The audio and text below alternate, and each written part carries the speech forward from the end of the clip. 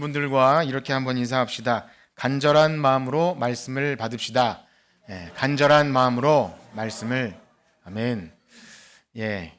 이번 주 우리 교회 공동체가 함께 살필 말씀은 바울의 제3차 전도 여행 그 과정 속에서 일어난 일들을 중심으로 기록된 말씀을 보았습니다. 이번 주에 참 재밌는 이야기가 많았는데요.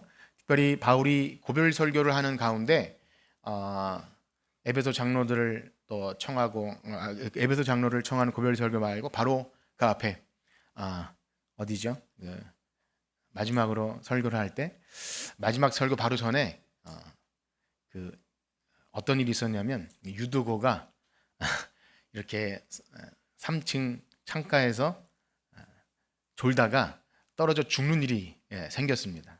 그 말씀을 보고 어제 아이들과 예배를 드리는데 우리 집 큰아이가 그래서 설교를 길게 하면 안 됩니다 라는 적용을 했고요. 저는 그러고 나서 밤새도록 이어서 설교를 했다. 그래서 저는 그렇게 하기로 얘기를 했습니다. 우리는 항상 말씀을 들을 때 자기 편한 대로 말씀을 듣고 또 해석하고 적용하지 않습니까?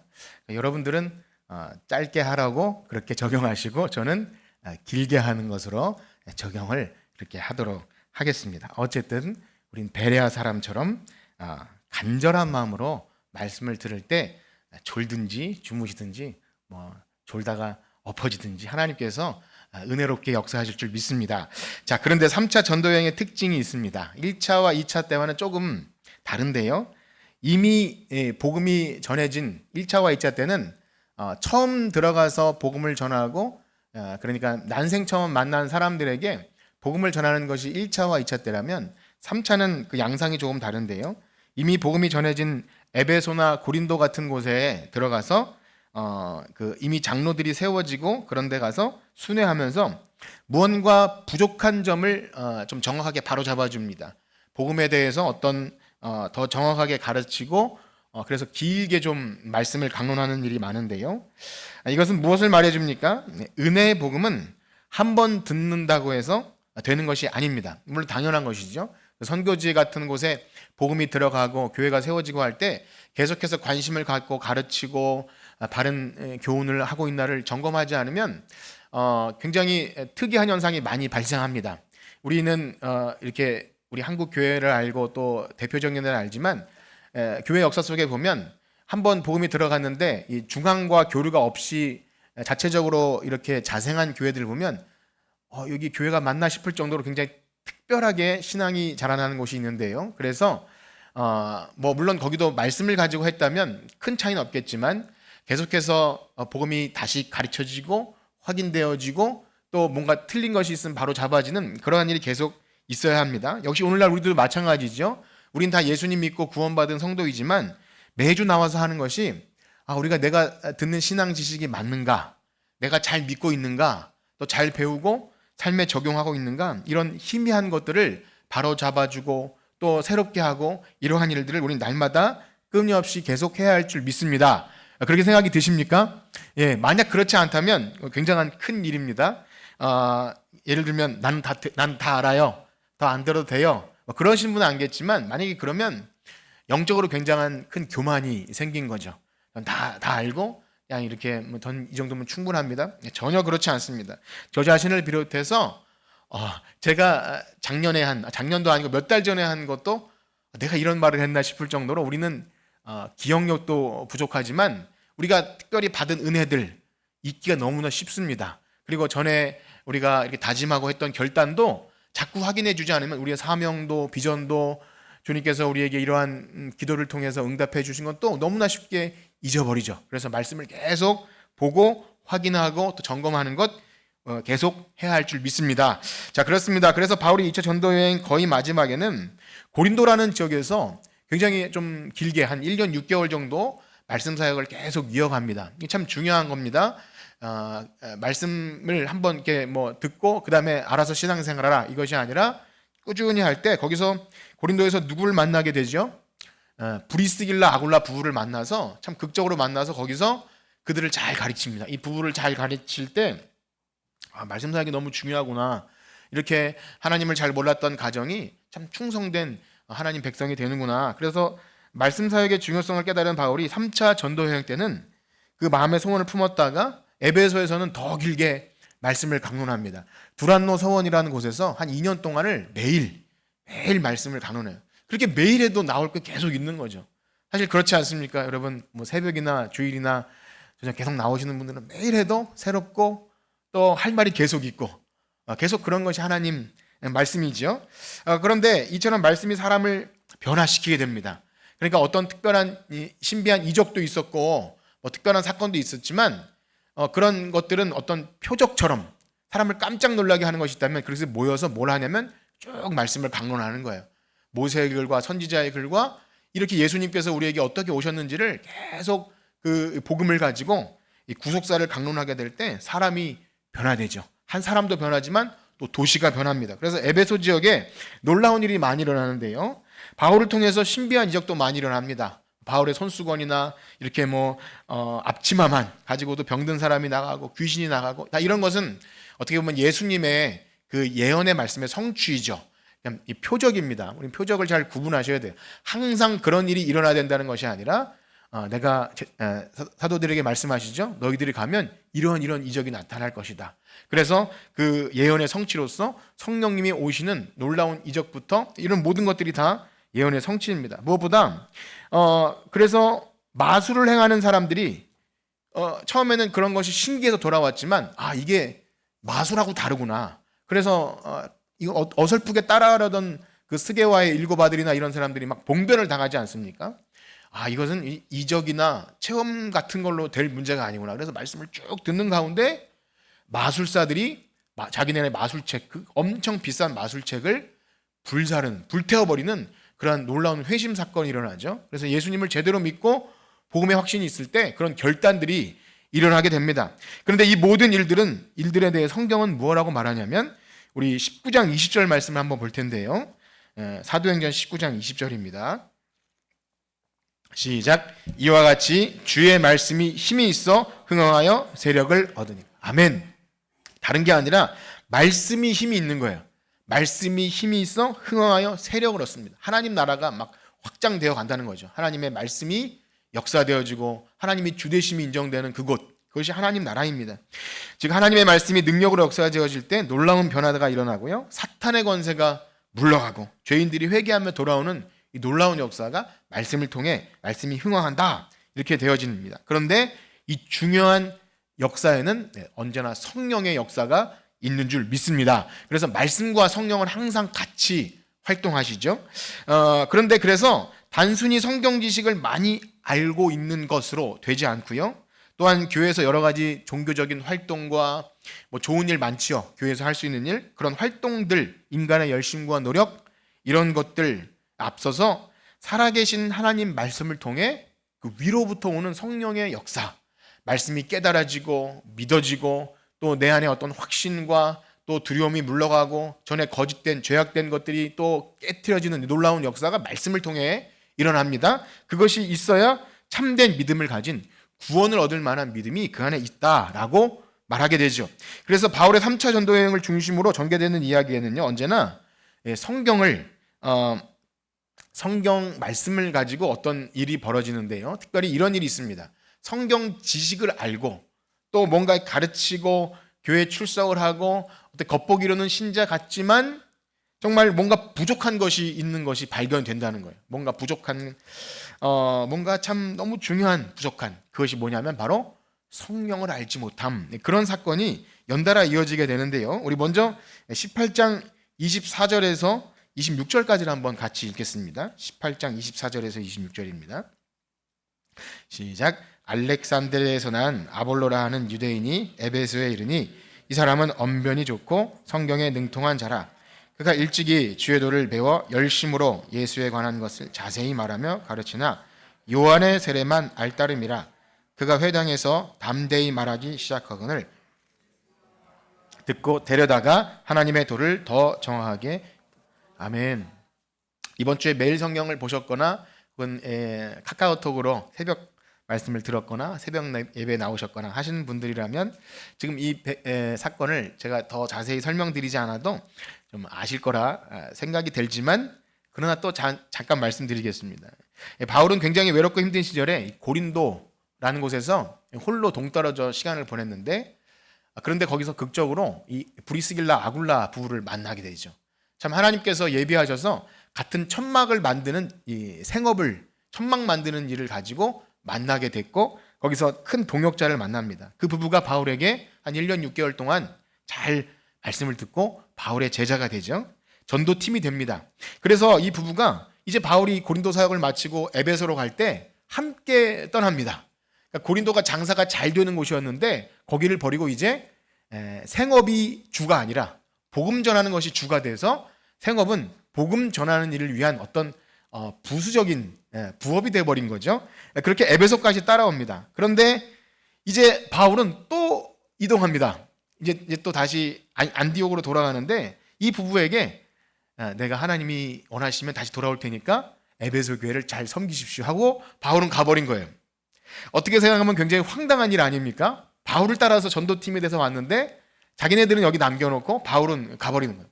어떻게 보면 좀 무책임하다고 여겨지기도 하고, 그런데요, 그들을 여기 남겨둔 이유가 얼마나 참 중요한 사역을 하기 위함인지를 우리가 방금 읽은 본문을 통해 알게 됩니다. 무엇입니까? 이 성경에 능통한 아볼로라는 사람이 참 지식도 출중하고 언변도 뛰어나니까 자기가 들은 어떤 복음의 내용 혹은 유대교 전통을 가지고 이 예수님 이야기를 듣고 예수를 전하는 거예요. 복음을 전하는 거죠. 에베소 교회는 나름대로 성경을 가르치는 교사 역할을 했던 것입니다. 그런데 그가 전하는 말씀에 굉장히 심각한 문제가 있다는 것을 알게 됩니다. 아굴라 브리스길라 부부가 알게 됐다는 거죠. 그렇습니다. 초대교회 무슨 교회 어떤 확실한 조직이나 뭐 체계나 교단, 직분 이런 것이 아직 잘 형성되기 이전이기 때문에 초대교회는요 순회 전도자들이 굉장히 많았어요. 빌립이나 스데반 집사님 다 그런죠. 도망 다니면서 흩어지면서 복음을 전하다 보면 이렇게 이동하다가 순회하는 전도자들이 많이 있습니다. 그러다 보니까 또 이단들도 많습니다.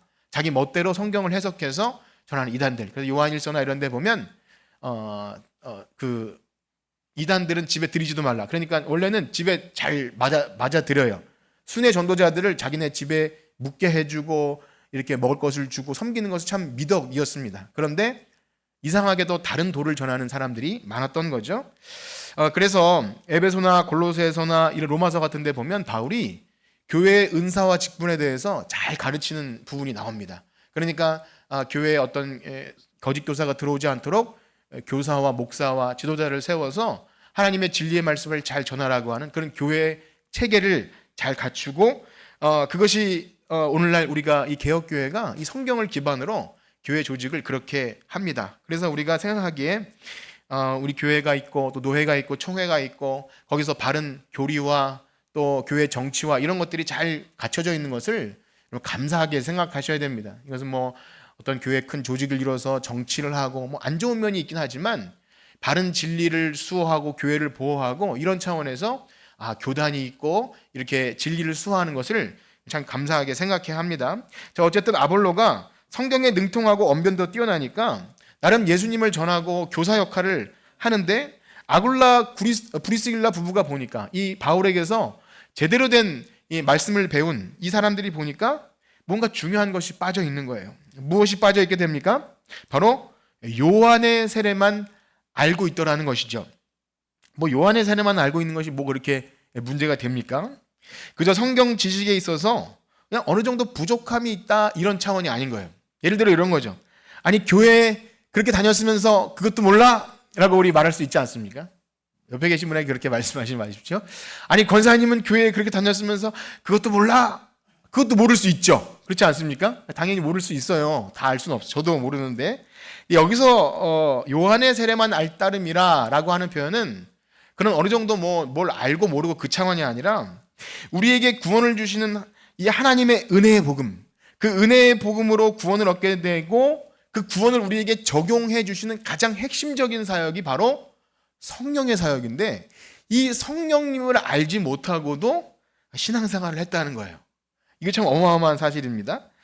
이 부분에 대해서는 이제 이따가 19장으로 넘어간 이후에 좀 더 자세히 설명드리겠지만, 어쨌든 아굴라 브리스길라 부부는 이 아볼로가 말씀을 잘 전했지만 아주 핵심적인 것이 빠져 있기 때문에 그 부분을 아볼로를 데려다가 하나님의 도를 잘 가르친 거예요. 아마 이랬을 것 같습니다. 뭐라고 가르쳤는지 나오지 않지만, 아볼로 선생님, 당신은 언변도 좋고 지식도 많고 참 뛰어난 사람이 맞는데, 그런데요, 그 요한의 세례는 예수님 오시기 전에 예수님 오시기를 준비하기 위한 회개의 세례입니다.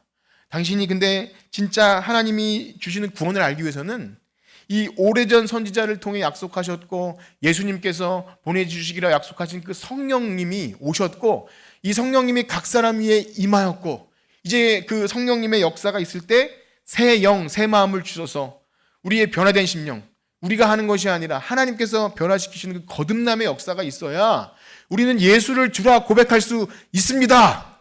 믿으십니까? 예, 그렇게 했을 거예요. 아볼로에게 당신 너무 똑똑하지만 성령의 역사를 알지 못하면 진짜 예수를 주로 신할 수 없습니다. 아볼로는요, 그 말을 들었어요. 믿음으로 고백했겠죠. 그리고 이제는 성령을 알고 어떻게 됩니까? 에베소에서만 사역하는 것이 아니라 고린도까지 가서 유대인을 말로 이길 정도로, 그 언변으로 담대히 복음을 전파하죠. 우리 그 부분을 한번 읽을 텐데요. 18장 27절에서 28절입니다. 27절에서 28절. 시작. 아볼로가 아가야로 건너가고자 하므로 형제들이 그를 격려하며 제자들에게 편지를 써 영접하라 하였더니 그가 가매 은혜로 말미암은 믿는 자들에게 많은 유익을 주니 이는 성경으로 예수는 그리스도라고 증언하며 공중 앞에서 힘있게 유대인의 말을 이기미러라. 아멘. 여기 힘있다. 좀 성령의 능력이 아니면 예수를 그리스도라고 증언하는 일은 불가능한 것이죠. 사실 이 과정에서 우리가 생각할 게 굉장히 많습니다. 왜냐하면 아볼로가 만약 교만해서 어디 천막이나 만드는 당신 같은 아굴라 브리스길라 당신들이 나를 가르치려 드는가, 이렇게 나왔다면 큰일 난 거죠. 이거 듣지도 못하고 계속 그렇게 했을 겁니다. 불쾌하게 여겼다면 안 됐겠죠. 너무나 감사한 것은 이 아볼로가 그래도 이 성령의 역사로 하나님 마음을 여셔서 이것을 들었고요. 또 에베소 교회는 아볼로를 이렇게 격려하면서 추천서를 써주면서 고린도로 또 보내죠. 이 사람은 하나님께 귀히 쓰임 받을 사람이야 하고 이렇게 보내죠. 이 모든 일들은 다 사람의 어떠함이 아니라 성령과 말씀, 이렇게 하나님께서 말씀으로 역사하고 또 성령의 감화 감동으로 교회가 건강하게 사람을 파송하고 직분을 세우는 이 과정들이 여기 있게 되는 거죠. 그래서 바울은 다 이것들을 기반으로 이렇게 그 사람의 은사와 재능을 따라 교사와 또 선지자와 복음 전하는 자로 세우고, 이런 모든 것들이 이 선교의 역사에서 벌어집니다. 그런데요, 또 한 번의 문제가 발생합니다. 그렇게 아굴라 브리스길라를 통해서 성령의 역사를 가르쳤고, 또 이 아볼로가 좀 성령으로 회심하는 역사가 일어난 이 에베소 지역에 아직도 성령이 계심도 듣지 못한 사람이 있었다는 거죠. 우리 19장 1절에서 3절까지를 다시 보겠습니다. 19장 1절에서 3절입니다. 시작. 아볼로가 고린도에 있을 때에 바울이 윗지방으로 다녀 에베소에 와서 어떤 제자들을 만나 이르되 너희가 믿을 때 성령을 받았느냐? 이르되 아니라 우리는 성령이 계심도 듣지 못하였노라. 바울이 이르되 그러면 너희가 무슨 세례를 받았느냐? 대답하되 요한의 세례니라. 아멘. 어떻게 이런 일이 있을 수 있을까요? 그래도 참 대단한 브리스길라, 아굴라, 또 아볼로, 그렇게 많은 일들이 있었는데 아직도 모르는 사람들이 있었다. 그래서 같은 교회 다녀도 모를 수 있겠구나, 개별적으로 만나서 물어봐야겠구나, 이런 생각도 드는데요. 그런데 또 어떻게 생각하면 우리는 이게 에베소 교회라고 생각하기 쉽지만 에베소는 사실 교회 이름이 아니라 그 지역입니다. 그래서 에베소 교회 전체 성도가 아니라 여기 나오는 어떤 제자들인 사실 신자가 아닐 수도 있고요. 그다음에 꼭 에베소 교회 성도가 아닐 수도 있습니다. 여러 가지 가능성이 열려 있는데요. 그래서 여기 바울이 만난 이 어떤 제자들, 1절에 보면 에베소에 와서 어떤 제자들을 만났다 했는데 이 어떤 제자들이 누굴까에 대한 해석이 참 분분합니다. 정말 신자가 맞는지 혹은 아닌지에 대한 의문도 있고요. 또 어떤 해석은 이 사람들은 진짜 요한의 제자들 것이다 라고 보기도 합니다. 요한 알죠? 세례 요한. 그래서 세례 요한의 세례만 알더름이로다, 그런 거죠. 근데 세례 요한이 예수님을 오실 길을 예비하기 위해서 광야에서 외칠 때 진짜 많은 사람들이 요한에게 모였습니다. 뭐 관리, 군인들, 또 세리, 또 바리새인들, 유대인들 할 거 없이 다 모여서 요한에게 세례를 받죠. 회개의 세례를 받습니다. 그때 아마 이 사람들도 거기를 가서 세례를 받지 않았을까 그렇게 생각되기도 합니다. 그런데 요한이 그만 헤롯에게 잡혀서 참수를 당하죠. 우리가 그 얘기를 알고 있습니다. 복음서에 보면 이제 그 헤로디아와 그 딸이 잔치를 벌이면서 너무 허무하게 그 하나님이 보내신 선지자가 목 잘려 죽임을 당합니다. 얼마나 끔찍할까요? 그리고 세례 요한이 오시기로 한 예수라는 사람도 정말 그분이 하나님의 아들 메시아신데 십자가에 못 박혀서 죽었다는 거예요. 부활했다는 소문이 있고 전하는 사람들이 있지만 더 이상 이 신흥 종교, 요한을 따르는 자들, 또 예수를 따르는 이 신흥 종교를 너무나 강하게 핍박합니다. 더 이상 있을 곳이 없어서 사방으로 흩어지게 되는 거죠. 그래서 예루살렘을 떠나게 된 사람들 중에 하나가 아닐까 생각이 듭니다. 그러나 그 사이에 예루살렘에서는 무슨 일이 벌어집니까? 십자가에 죽으셨다가 부활하신 예수님께서 40일 동안 계시면서 이제 몇 날이 못 돼요. 약속하신 성령을 보내주겠다 말씀하셨고 정말 오순절 마가요한의 다락방에 놀라운 성령이 급하고 강한 바람 같은 성령이 오셔서 불의 혀같이 갈라지는 각 사람 위에 그것들이 임하게 되고 그때 성령의 충만함을 받아 담대하게 예수는 그리스도라 그렇게 부활하신 예수님을 증거하게 되는 놀라운 성령의 임하신 사건이 일어난 줄 믿습니다. 자, 그런데 그것이 예루살렘에서만 일어난 것이 아니라 이 빌립이 전도를 하러 갈 때 사마리아에서도 일어났고요. 베드로를 통해서 베드로 환상 이야기 기억하시죠?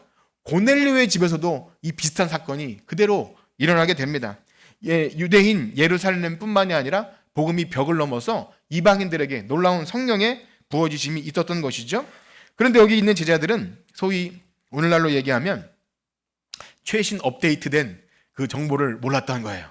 여전히 세례요한은 참수되었고 예수님은 부활하셨는지 어떻는지 모르는 상태로 멀리 떨어져서 거기서 나름대로 신앙생활을 했습니다. 그래도 요한이 그 회개의 세례를 전파한 것을 믿고 따르는 사람들은 정결해야 돼. 하나님이 보내신 메시아를 기다려야 되고 우리 하나님 백성으로 살아야 돼. 그런 마음을 가지고 참 열심히 나름대로 신앙생활을 합니다. 그런데요, 부족할 수밖에 없죠. 인간의 종교성은 한계가 있을 수밖에 없습니다.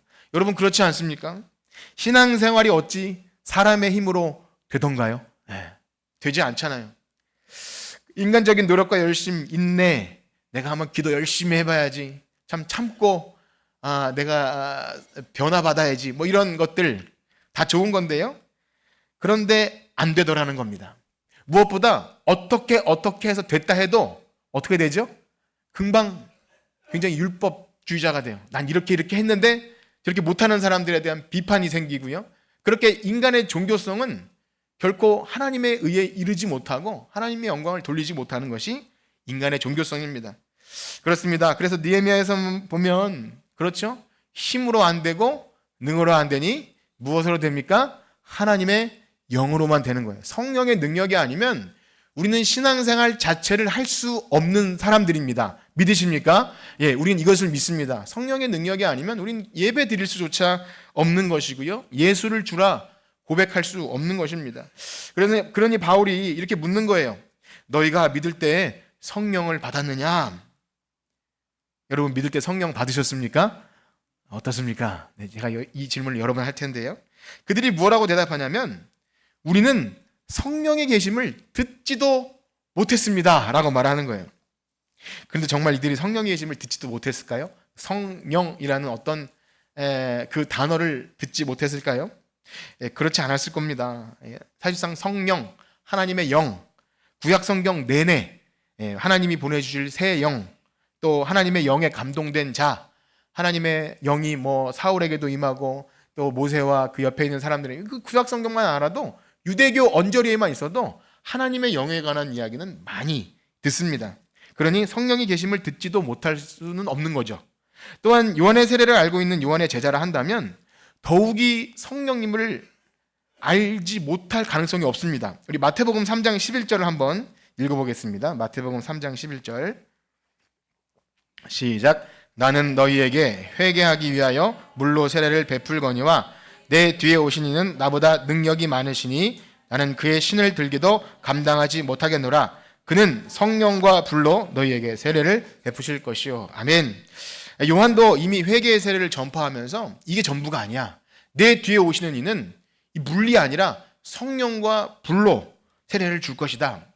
이 부분에 있어서 좀 많은 설명이 필요하지만 어쨌든 성령님을 언급하고 성령의 세례가 있어야 한다는 것을 말씀했다는 거죠. 그러니 요한의 세례만 알았어도 모를 리가 없는 겁니다. 그러니 여기 있는 이 어떤 제자들은 그런 거죠. 까먹었던지 알지만 희미했든지 아니면 정말 성령님이 뭐 진짜 한 사람에게 임하는 그런 사건을 몰랐던지 하는 그런 표현으로 우리는 성령이 계심을 알지도 못합니다. 이렇게 말했을 거라 생각이 됩니다. 그래서 바울이 그 말을 듣고 다시 말씀을 가르쳐 주는 거죠. 말씀을 가르쳐 줍니다. 우리 그 부분을 읽겠습니다. 4절에서 6절입니다. 19장 4절에서 6절. 시작. 바울이 이르되 요한이 회개의 세례를 베풀며 백성에게 말하되 내 뒤에 오시는 이를 믿으라 하였으니 이는 곧 예수라 하거늘 그들이 듣고 주 예수의 이름으로 세례를 받으니 바울이 그들에게 안수함에 성령이 그들에게 임하심으로 방언도 하고 예언도. 아멘. 그렇습니다. 바울이 지금 이 되어진 일을 자세히 풀어 설명한 거예요. 여기 짧게 기록되어 있지만 얼마나 많은 질문과 대답이 이어졌겠습니까? 그동안 있었던 일을 쭉 설명해야 되잖아요.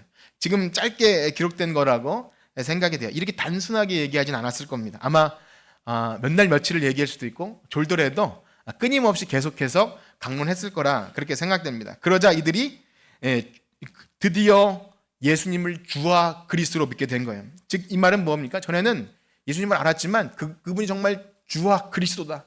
내 죄를 위해 십자가에 돌아가신 구원자이시다. 이런 고백은 없었다라는 것을 우리가 알 수 있는 것입니다. 그래서 이날 그렇게 말씀을 풀어줬을 때 성령이 임하시는데요. 마찬가지로 오순절 마가요한의 다락방에 내렸던 그 성령의 역사와 비슷하게 예언도 하고 방언도 하는 놀라운 일이 일어나죠. 말씀드린 대로 이것은 바울에게서 어떤 능력이 나간 게 아닙니다. 우리는 바울이 안수했기 때문에 막 성령이 임했나 생각할 수 있지만 성령님은 하나님이시기 때문에 주권적으로 역사하셔요. 그래서 바울을 통해서 이 일을 계획하셨고 그들을 만나게 하신 거죠. 사실 바울이 계획해서 돌아다니는 게 아닙니다. 알고 보면 바울이 가고자 할 때 막으시기도 하고요. 때로는 쫓겨나면서 다음 선교지로 이동하게 되기 때문에 이 만남은 우리 빌립이 에디오피아 내시를 만난 것처럼 또 많은 이 복음 전도자들이 그때마다 만난 것처럼 하나님께서 이 이방인에게도 성령의 역사가 있게 하금을 알기 위해서 이 일을 행하셨고 또 가시적으로 예언도 하고 방언도 하는 이 놀라운 일을 행한 것입니다. 그래서 바울이 전하는 은혜의 복음, 이 진리의 말씀 때문에 부족했던 것이 채워질 때 신앙의 지식과 어떤 가장 핵심적인 성령의 사역을 모를 때 그걸 가르쳤고 그때 말씀을 통해 성령의 임재가 있었던 것입니다. 그런데 오늘 본문이 자칫 잘못 이어되어지면 이렇게 생각할 수 있어요. 교회 나와서 세례 받고 뭐 신앙생활도 하고 직분도 받지만 밍숭밍숭하게 다니면 가짜고 무언가 확실한 변화를 위해서 어느 집회에 가서 누군가에게 사도 바울처럼 능력 있는 사람에게 안수도 좀 받고 소위 성령 세례, 불세례 받는 뜨거운 체험이 있어야 진짜 거듭난 신앙생활을 할 수 있다라고 말하기도 합니다.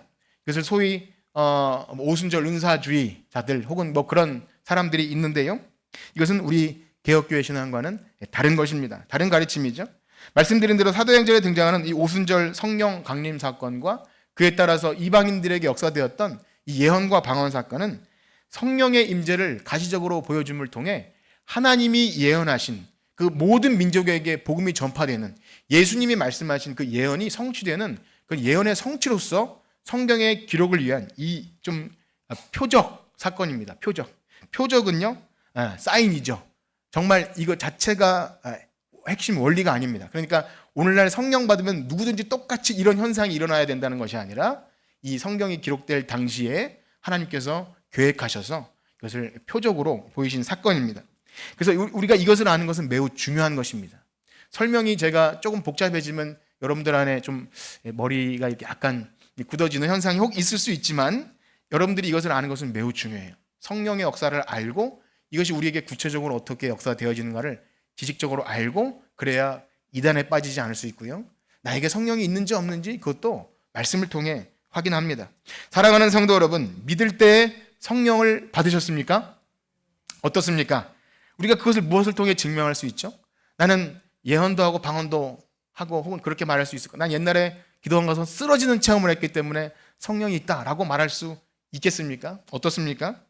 사실상 오늘 사도 바울이 이 사람들에게 질문을 할 때 믿을 때 성령을 받았느냐라는 이 질문은 그야말로 믿긴 믿었지만 어느 순간 성령 세례, 불세례가 있었느냐 이걸 물어보는 게 아니라 믿을 때, 즉 우리가 예수를 주로 고백할 때에는 성령의 역사가 아니고는 안 된다는 얘기를 하는 거예요. 그러니까 만약 그것 없이 어떤 흉내를 낸다 해도 성령의 역사가 아니고는 우리는 예수를 주라 고백할 수 없는 것입니다. 그럼에도 어떤 사람들은 여기 믿을 때 성령을 받았느냐라는 이 문구 자체를 자기식대로 해석을 하면 아까 제가 말씀드린 대로 성령님이 없이도 교회 출석할 수 있지만 어느 정도 시간이 지나서 제2의 어떤 제2의 축복이라고 말하는 어떤 극적인 체험이 있어야 그때부터 진짜 신앙생활이라고 말하는 소위 그런 사람들이 있습니다. 그러나 사랑하는 성도 여러분, 여러분들에게 한번 묻습니다. 여러분들은 예수님이 우리의 주와 그리스도이심을 믿습니까? 예수님께서 하나님의 아들이시며 우리를 위해서 내 죄를 위해 십자가에 돌아가신 구주이심을 믿습니까? 그렇다면 성령님이 여러분들 가운데 계심을 믿으시길 축복합니다. 우리 말씀 한 구절을 읽을 텐데요. 고린도전서 12장 3절입니다. 고린도전서 12장 3절입니다. 시작. 그러므로 내가 너희에게 말하노니 하나님의 영으로 말하는 자는 누구든지 예수를 저주할 자라 하지 아니하고 또 성령으로 아니하고는 누구든지. 아멘. 그렇습니다. 한 사람이 진정 복음을 듣고 예수를 주로 고백하는 마음으로 그 영접한 사람, 마음으로 영접한 사람은 믿고 구원을 얻은 줄 믿습니다. 이것은 성령의 역사가 아니고는 불가능하죠. 물론 각 사람의 환경과 어떤 처해진 어떤 인생 경험을 따라서 다양한 반응이 있을 수 있습니다. 어떤 사람들은 태어날 때부터 기독교 가정에서 태어나서 무슨 특별한 대단한 변화 없이 자연스럽게 예수님을 믿고 그렇게 자라나게 됩니다. 이들을 소위 모태신앙이라고 그러죠. 모태신앙. 모태신앙의 특징이 뭔지 아십니까? 모태신앙의 특징? 기도도 못해, 전도도 못해, 열심도 못내. 이게 모태신앙이라. 그거 무슨 일을 못하셨나 본데요. 어쨌든 모태신앙이 그렇다고 합니다. 그런데 물론 이 말이 기독교 가정에서 태어나면 무조건 거듭나고 대충 해도 잘 된다 이 말은 아니죠. 언젠가는 어린아이를 버리고 한 개인으로 인격적으로 하나님 만나는 경험이 있어야 합니다. 그래서 여기에 앉은 우리 친구들, 중고등부 친구들도 성령님을 믿고 하나님을 인격적으로 만나는 그런 체험이 있기를 축복합니다. 사모하셔야 돼요. 저도 그렇고 그렇습니다. 그런 어릴 때부터 교회를 다니면 밍숭밍숭하기도 하고 내가 믿는 건지 아니면 그냥 이것이 집인지 교회인지 이렇게 살 수도 있어요. 그런데 또 어떤 한 사람들은 정말 기독교의 반대로 아예 교회를 대적하고 교회와 상관없이 살다가 아주 극적인 어떤 복음과 또 성령의 역사와 어떤 집회를 참석해서 극적으로 변하는 사람도 있다는 것입니다. 그러면 부러워요. 저도 그런 경험이 좀 있었어요. 저 친구들은 늦게 예수 믿었는데 어떻게 나보다 저렇게 전도도 잘하고 막 그럴 수 있을까? 난 가짜인가? 열등감이 느껴지기도 하고 그렇습니다. 다양한 거죠. 그런데 또 사모하는 마음을 주셔요. 나도 진짜 믿고 싶다. 거듭남과 회심은 그런 식으로 또 사모함이 있습니다. 그래서 다양한 거예요. 하나님의 은사와 부르심에 후회함이 없고요. 각각 부르심의 또 방법과 때가 다르기 때문에 우리가 외모를 보고 저 사람이 진짜 신자냐 아니냐 판단하는 것이 아니라 사모하는 마음이 있는지 또 좀 식어질 때 성령님께서 깨닫게 하시는 것이 있는지를 늘 점검하셔야 됩니다. 그래서 미적지근 신앙생활하는 사람 그렇게 할 때 또 깨닫게 하는 것도 하나님의 그 구원의 서정에서 다 들어있기 때문에 우리는 그것을 의심하지 않고 또 믿고 순종합니다. 그런데요, 기억해야 할 것은 이 사도행전 안에서도 여러 번 벌써 말씀드렸지만 이 성령의 능력에 대해서 아주 극적으로 체험하거나 아주 특별한 사건이 일어나면 자기 자랑으로 삼게 되기도 하고요. 사도행전에도 그렇죠. 돈으로 바꾸는 일도 있고요. 내가 이 능력을 가지고 뭔가 대단한 일을 하려고 하는 시도가 있고요. 또 귀신 쫓고 이런 걸 보면서 막 나도 하고 싶다 이런 장난질이 있을 때 성령님은요 가만히 내버려 두질 않아요. 왜냐하면 성령님은 거룩한 하나님의 영이세요. 그렇기 때문에 사람이 인위적으로 지금도 유튜브나 어디 보면 막 자기가 뭔가 능력을 행할 것처럼 엄청난 일이 있어요. 이거 진짜라고 막 말하기도 하지만 예수님께서 뭐라고 하시죠? 내 이름으로 귀신을 쫓고 엄청난 역사가 일어나고 해도 나는 저 사람들 모른다. 불법을 행하는 사람들아 떠나라. 왜 이렇게 하시죠? 그런 극적인 체험이나 예언이나 방언이나 뭐 귀신 쫓아냄 뭐 이런 것이 구원을 얻은 증거, 성령님이 계시다는 증거가 아닐 수 있다는 것이고요. 마귀의 장난일 수도 있다는 것입니다. 그렇습니다. 성령 하나님은요, 성부 하나님과 성자 예수님과 동등한 삼위 하나님이십니다. 우리는 성령을 모독해서는 안 됩니다. 그렇다면 거룩하신 성령 하나님이 거하시는 자, 성령의 감동을 받고 예수 믿는 자들은 도대체 무엇으로 알 수 있습니까? 여러 가지 말을 할 수 있지만 짤막하게 이 에베소 교회 사건이 되는 이 배경을 가지고 에베소서 말씀을 짤막하게 보고 마칠 텐데요. 우리 말씀 한 구절을 보겠습니다. 에베소서 5장 18절입니다. 에베소서 5장 18절. 같이 읽을까요? 시작. 술 취하지 말라. 이는 방탕한 것이니 오직 성령으로 충만함을 받으라. 아멘. 이 한 구절에서 술 취함과 성령의 충만함이 동시에 다루어지기 때문에 좀 그렇습니다. 술 먹지 말라는 얘기를 하라는 것인가? 물론 술은 몸에 좋지 않고요. 건덕을 위해서 목사님, 장로님이 술집에 드나들면 보기 안 좋겠죠. 그래서 술을 먹지 말라고 하는 것인 어떤 도덕적인 교훈일까요? 그렇지 않습니다. 사실상 이 말씀은 술을 먹으라 먹지 말라 이 차원이 아니죠. 사실 예수님이 성찬하실 때 포도주를 쓰셨고 또 바울도 디모데에게 건강을 위해서 포도주를 좀 쓰라 뭐 이런 말을 하죠. 그것을 빌미로 삼아 술을 즐기라는 얘기는 물론 아니겠지만 이 말씀이 뭐냐면 한국 교회는 술 담배를 금하는 것이 있어서 그렇지만 서양 유럽 기독교는 술 담배와 신앙을 직결하지 않습니다. 네, 그것이 너무 좋으신 분들은 그쪽 가서 신앙생활 하시면, 제가 그 전도사 시절에 이 서울 교회에서 선교사님들이 많이 오는 집회 있었는데 그 다 목사님들이거든요. 쉬는 시간에 쭉 가서 2열 종대로 서서 담배를 피시더라고요.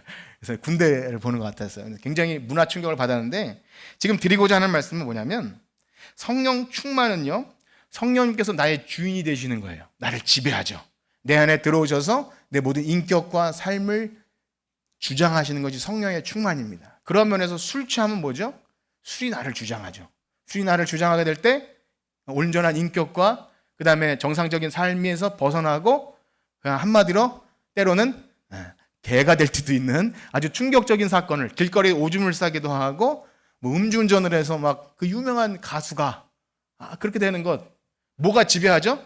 술이 지배하는 것처럼 성령이 나를 지배하라. 이 말이 바로 성령의 충만이죠. 이제는 바울처럼 나 자신을 위해 내 멋대로 율법에 또 사로잡혀서 종교성에 사로잡혀서가 아니라 성령의 충만이 올 때 그 성령의 지배를 받아서 이 은혜의 복음을 증거하기 위해서 나의 생명조차 조금도 귀한 것으로 여기지 않는 이 성령의 사람이 되어가는 겁니다.